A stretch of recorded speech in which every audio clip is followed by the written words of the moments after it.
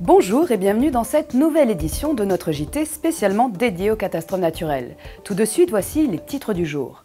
Nous commencerons avec un bilan sur les inondations de janvier dernier qui ont ravagé le département du Var.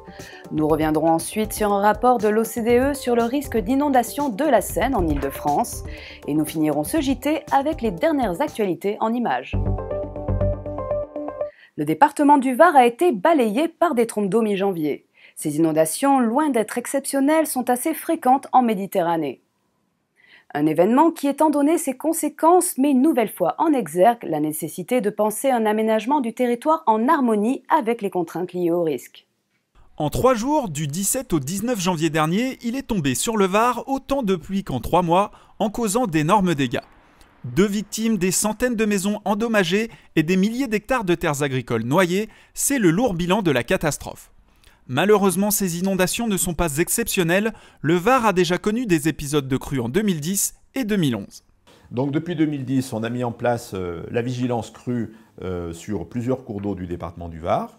Et en 2014, donc, la vigilance crue était de niveau jaune à partir du 16 janvier et avait été placée en niveau orange le 18 janvier, donc la veille des inondations du 19. La crue de janvier dernier a mis en évidence la vulnérabilité du Var et de ses constructions bâties en zones inondables. 18 communes du département ont demandé la reconnaissance de l'état de catastrophe naturelle. Notre commune a été la plus touchée. Malheureusement, nous avons été au centre de cette catastrophe. C'est 1500 logements qui ont été impactés, 744 véhicules détruits, 70 bateaux coulés. Les gens qui sont touchés ont besoin de rentrer chez eux le plus rapidement possible, d'autant plus qu'en catastrophe naturelle, les gens n'ont pas souvent la possibilité d'être relogés. Après avoir reçu les déclarations de sinistre, les assureurs disposent de 3 mois pour indemniser les victimes. Mais en cas de litige, les négociations peuvent durer 6 mois. Normalement, je devrais être pris en charge, mais je n'ai pas encore la réponse. Pour accélérer la procédure, le préfet du Var a désigné un médiateur des assurances. Alors ça peut être des gens qui n'ont pas d'assurance, ça peut être des gens qui sont mal assurés, ça peut être un problème d'insuffisance de garantie. Les sinistrés, on ne peut pas les faire attendre 6 mois pour leur donner une réponse. C'est tout à fait impossible, sachant qu'en plus, malheureusement, on a affaire à des gens qui sont choqués, qui sont traumatisés, et il faut absolument qu'on soit présent pratiquement tout de suite pour les réconforter et essayer de les aider à trouver une solution qui puisse agréer tout le monde.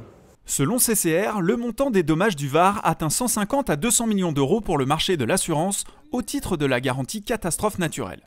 Pour limiter les dégâts à l'avenir sur les communes qui ne sont pas encore couvertes par une telle réglementation, le préfet du Var a annoncé que des plans de prévention du risque inondation s'imposeront dorénavant aux plans locaux d'urbanisme. La constructibilité sera donc plus limitée. Quel serait aujourd'hui le coût d'une grande crue de la Seine du niveau de celle de 1910 ? Selon une récente étude de l'OCDE, l'impact économique atteindrait entre 3 et 30 milliards d'euros de dommages directs en Île-de-France, avec une ampleur significative sur le plan macroéconomique en termes d'emploi, de croissance et de finances publiques. Le risque d'inondation en Île-de-France a été pris en charge par les pouvoirs publics depuis la grande crue de 1910. Malgré les différentes mesures de protection, la vulnérabilité s'est accrue ces dernières décennies. En cause, l'urbanisation croissante et l'interdépendance des infrastructures. C'est le constat d'une récente étude de l'OCDE sur le risque d'inondation en Île-de-France. Dans le premier scénario, l'eau reste contenue par les infrastructures de protection en banlieue et à Paris. Elle ne déborde que légèrement en grande banlieue parisienne.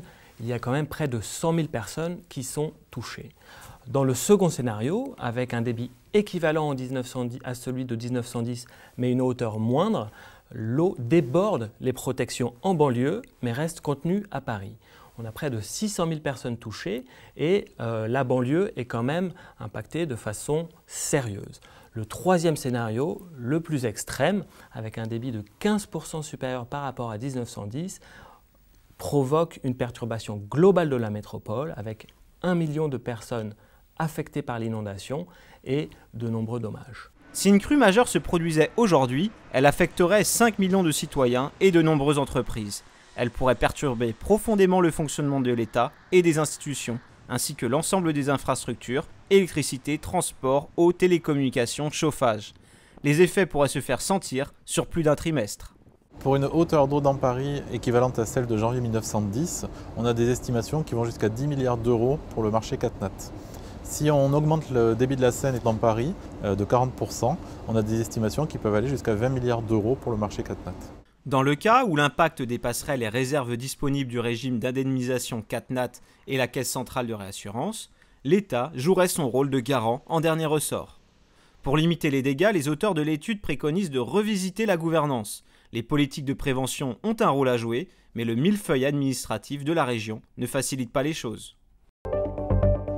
Pour finir, je vous propose de revenir sur les dernières actualités CatNat.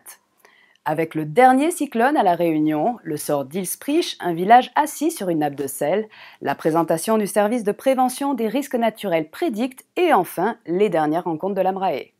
Le cyclone tropical Béjiza, qui a frappé l'île de La Réunion le 2 janvier, était plus puissant que celui de l'année précédente. Par contre, selon Météo France Réunion, il n'a pas rivalisé avec les grands cyclones ayant touché le département ces dernières décennies.